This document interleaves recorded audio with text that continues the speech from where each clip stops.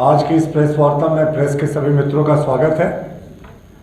अभी को जो झारखंड में चल रहा है ना, वो ऐसा लगता है कि झारखंड एक फिल्म थिएटर हो गया है और अलग अलग मूवीज के शोज लगे हुए हैं। अभी कुछ देर पहले तक भागम भाग का लग रहा है शो चल रहा था। कभी माननीय मुख्यमंत्री जी भाग रहे हैं, लापता हो गए। उसके बाद विधायक पहले हैदराबाद भागे, फिर दिल्ली भाग, फिर दिल्ली भाग गए और पता नहीं अब तो कहाँ है वो, शायद कांग्रेस आलाकमान को भी पता नहीं। और भागम भाग का शो हटा तो लगता है मिस्टर इंडिया का शो भी शुरू हो गया था साथ साथ। मुख्यमंत्री जी मुख्यमंत्री रहते हुए 40 घंटे तक गायब हो गए, अदृश्य हो गए थे। राज भगवान के भरोसे था, 3.5 करोड़ जनता भगवान के भरोसे थी। और पिछले 48 घंटे से कांग्रेस के विधायक मिस्टर इंडिया बन गए। उनका भी कोई ठिकाना नहीं, लोग उनसे संपर्क नहीं कर पा रहे। शायद कोई फोन से कभी बातचीत हो जाए तो हो जाए, लेकिन जनता के लिए तो वो अदृश्य है। और मिस्टर इंडिया तो ये सरकारी है। 4 साल तक ये सरकार अदृश्य रही। यहाँ के आदिवासी मूलवासियों के लिए तो इस सरकार ने कोई काम ही नहीं किया। तो पूरे तरीके से इन्होंने झारखंड को एक फिल्म थिएटर का शो बनाकर रखा हुआ है। हमारा मानना है कि कांग्रेस के एमएलए जिस तरीके से भागम भाग का खेल खेल रहे हैं लगातार, अभी तो कई विभागों का बजट का 50% तक खर्च नहीं हुआ।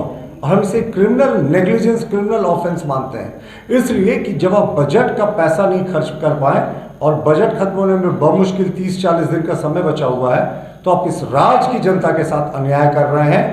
कांग्रेस के विधायकों ने इस मुद्दे पर अपनी बात मुखर नहीं की, लेकिन वो कहते हैं ना कि वो सारे विधायक रुस गए। अब शादी ब्याह में जैसे दूल्हे के फूफा को आपने रूसते हुए देखा होगा ना, तो अक्सर वो खाना खाने से भाग जाते हैं, रूस गए साहब। ऐसे ही हाल कुछ कांग्रेस के विधायकों का है, वो भी रूस गए, लेकिन जनता की समस्या से कोई मतलब नहीं। वो रूस से है तो अपने मंत्री नहीं बनने के कारण। तो ये झारखंड नहीं होके पूरा लाफ्टर चैनल हो गया। किसी विधायक के मुंह से आपने अभी तक ये नहीं सुना होगा कि बजट का पैसा खर्च करने में सरकार को अपनी प्राथमिकता देनी चाहिए। कहते हैं कि ईडी सरकार का एजेंट बन के काम कर रही है, तो हमें ये बताने का कष्ट करे ना। ये तो ईडी के खिलाफ सुप्रीम कोर्ट तक गए। जो लोग जेल में बंद हैं ईडी के मामलों में, कहाँ इन्हें राहत मिली। यानी प्रथम दृष्टया सर्वोच्च न्यायालय तक ने माना कि इनके खिलाफ कुछ ना कुछ तो बात है, और बेल जो कहते हैं as a matter of right मिलना चाहिए, वो बेल भी इनको नहीं मिला। पूर्व मुख्यमंत्री जी भी जेल में है, अगली सुनवाई उनकी होनी बाकी है। तो हमें लगता है कि जिस तरीके से पूरा करप्शन का खेल झारखंड में हुआ और एक के बाद एक उसका जो पन्ना पलटा जा रहा है ना, तो अभी एक लंबा अध्याय बाकी है। और अगर जातीय जनगणना की हम बात करें, तो जातीय जनगणना हमारी जो पिछड़ी जातियां हैं ना, वो उनका विकास हमारी केंद्र सरकार की सर्वोच्च प्राथमिकता में है। हम चालू कर सकते हैं यार? देखिए, वो सर्वोच्च प्राथमिकता में है केंद्र सरकार की। जो हमारा पिछड़ों के प्रति सोच है, उनकी जो भी विकास के लिए कदम उठाने होते हैं वो हम करते हैं। लेकिन इस सरकार को बताना चाहिए कि जब इनको पंचायत चुनाव में इन्होंने एफिडेविट किया था सुप्रीम कोर्ट में कि बिना ट्रिपल टेस्ट कराए हम अगला चुनाव नगर निकाय का नहीं कराएंगे, तो फिर ये चोर दरवाजे से नगर निकाय का चुनाव बिना पिछड़ों को आरक्षण दिए, बिना ट्रिपल टेस्ट कराए क्यों करने जा रहे थे। तो साफ है ये ओबीसी विरोधी भी सरकार है। और ये कोई पहली बात नहीं। आप देखिए, पिछड़ा वर्ग आयोग के अध्यक्ष का पद जस्टिस लोकनाथ प्रसाद जी के आकस्मिक निधन के बाद 14 महीने तक खाली था। और अगस्त 2023 में इसी सरकार के कैबिनेट ने, पूर्व की हेमंत सरकार की कैबिनेट ने निर्णय लिया था कि जो ट्रिपल टेस्ट होगा, जो जातीय जनगणना होगी, वो हम कराएंगे ओबीसी आरक्षण देने के लिए पिछड़ा वर्ग से। तो हम तो इस सरकार से जानना चाहते हैं कि अगस्त 2023 का वो कैबिनेट का निर्णय, उसके बाद फरवरी में आपने अध्यक्ष की नियुक्ति की। 8 महीने तक ये सरकार क्यों सोई हुई थी? जाहिर है ना, पिछड़ों के लिए ये सिर्फ घरियाली आंसू बहाने वाली सरकार है। इनको पिछड़ों के हक से कोई मतलब नहीं है।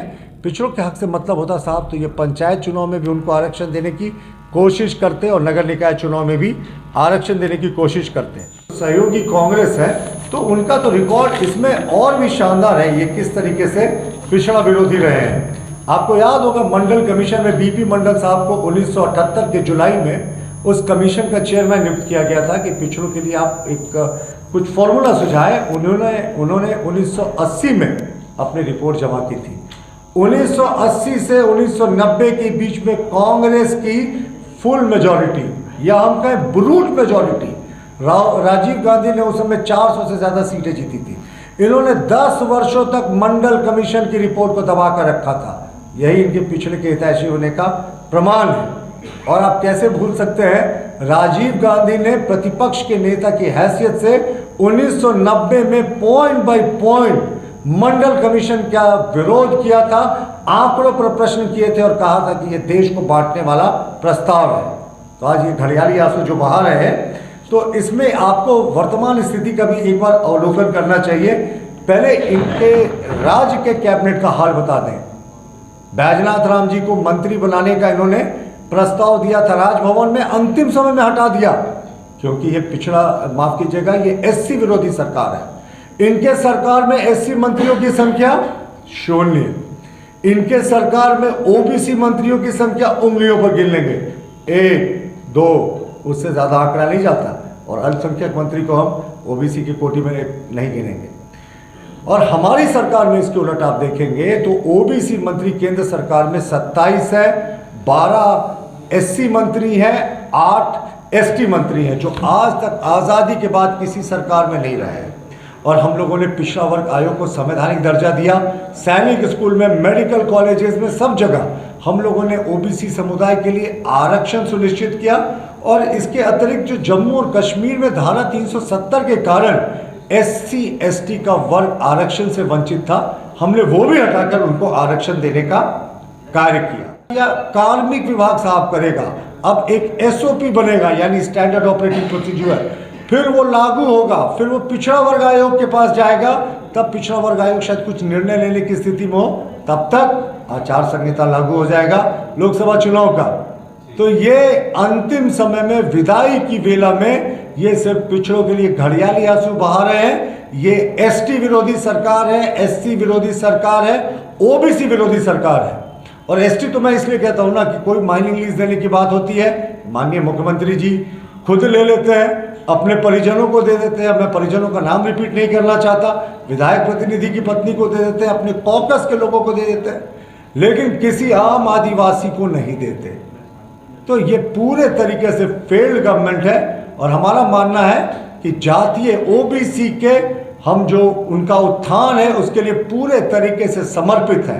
लेकिन सरकार को जवाब देना चाहिए कि इनको 4.25 वर्ष का समय क्यों लग गया जातीय जनगणना का आदेश देने में, वो भी तब जब लोकसभा का आचार संहिता किसी भी समय लग सकता है। और आदेश हुआ, अभी तो मैंने कहा ना एसओपी नहीं बना, फिर ये जाएगा, सर्वे होगा, तो ये इनको पता है। एक इनके पास सिर्फ घड़ियाली आंसू बहाने का जरिया है और कुछ नहीं। धन्यवाद।